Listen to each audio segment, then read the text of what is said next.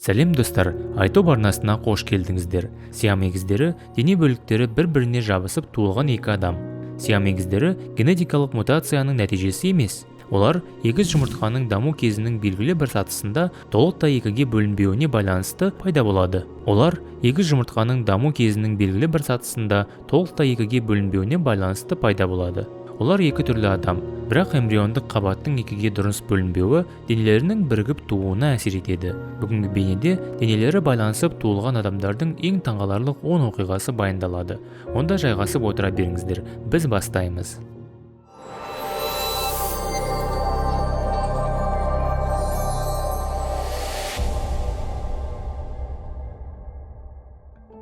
Ронни және Донни Гиллион. Ронни және Донни 1951 жылы Огайо қаласында іштері жабысып туылған сиам егіздері. 2014 жылы олардың жасы 62 жыл, 8 ай, 5 күнге толды. Осылайша, олар әлемдегі ең ұзақ өмір сүрген сиам егіздеріне айналды. Бұл ғажайып жағдай, себебі сиам егіздерінің өмір сүру ұзақтығы қарапайым адамдарға қарағанда төмен келеді. Өкінішке орай, мұндай егіздердің көпшілігі өлі туылады, ал кейбіреулері туылғаннан кейін көп ұзамай дүниеден озады. Бұл егіздер ғаламтор хиттеріне айналып, өмір сүруге жақсы табыс тапты. Лори және Реба Шаппель. Лори және Реба бас бөлігі бір-біріне жабысып туылған краниопак сиам егіздері. Мұндай егіздерге жеке дара адам ретінде өмір сүруге мүмкіндік беретін операция жасау қиын.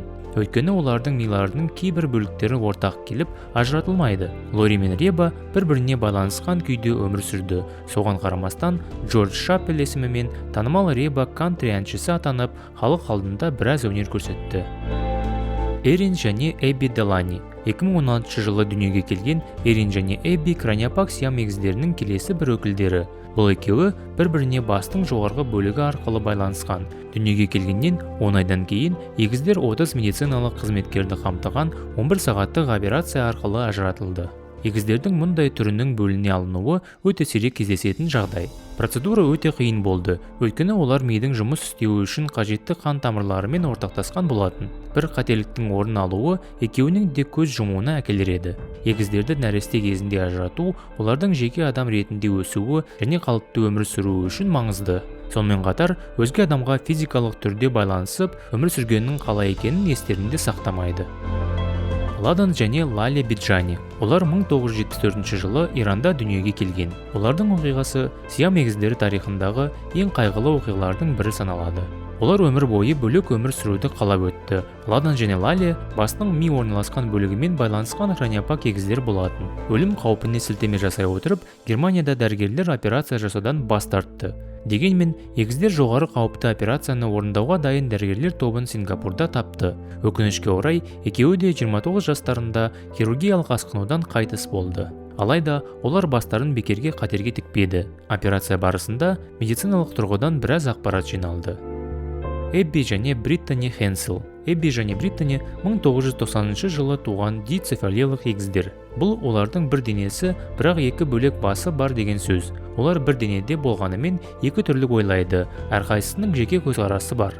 Олар бір ағзаны бөлісіп отырғанымен, әрқайсысы жеке жүргізуші куәлігін қолданады. Егіздер өз жағдайлары туралы өте ашық айтады. Олар бір кездері тіпті өздерінің телевизиялық реалити шоуын да жүргізді. Ең қызығы, егіздер денелерінің өз жағындағы жартысын басқарады екен. Маша және Даша Кривошляповтар. Маша және Даша 1950 жылы бұрынғы Кеңес одағында дүниеге келді. Олардың денелерінің барлық бөліктері бөлек, алайда аяқтары ортақ. Белден төмен қарай олар бір адамға айналады. Туылғаннан кейін көп ұзамай олар Кеңес өкіметінің нұсқауымен анасының қамқорлығынан алынып тасталды. Содан кейін өмірлері қайғыға толы болды. Егіздер мемлекеттік медициналық органдарының тәжірибе нысанына айналды. Қыздардың әрекетін бақылау үшін олар өлім қаупін тудыратын экстремалды температура, оқшаулар, сенсорлық депривация секілді орталарда егіздерді сынап көрді.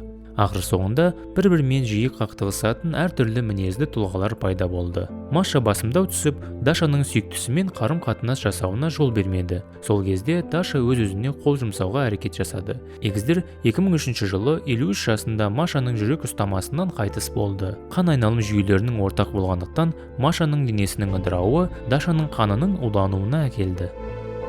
Чанг және Энг Банкер. 1811 жылы туған егіздер 1829 жылы Құрама Штаттарға циркта өнер көрсету үшін әкелінген.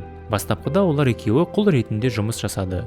Кейбір батыс тұрғындары банкерлерді табыс көзі ретінде ғана көрді. Кейін банкерлер қойылымнан тапқан ақшаны өзіне ұстап қалатын басшыларынан босатылып, ақш азаматтары атанды. Олар менеджерлікті өз қолдарына алып, ауқатты адамдарға айналды. Олардың әрқайсысы үйленіп, бірнеше балалардың әкесі атанды. Чангта 11 баласы, Энгтің 10 баласы болды. Кейін Чанг жүрек ұстамасына ұшырап, денесі сал болып қалды. Энг Чангты 1874 жылы 62 жасында көз жұмбайынша қасында сүйрелеп жүруге мәжбүр болды. Энг Чангтың өлімінен кейін бірнеше сағаттан соң қайтыс болды. Осымен болды. Достар, егер сіздерге бейне ұнаса, лайк қойыңызды және видеомен бөлісуді сұраймын. Келесі кездескенше аман сау болайық. Әрдайым сіздермен бірге Айт топ арнасы.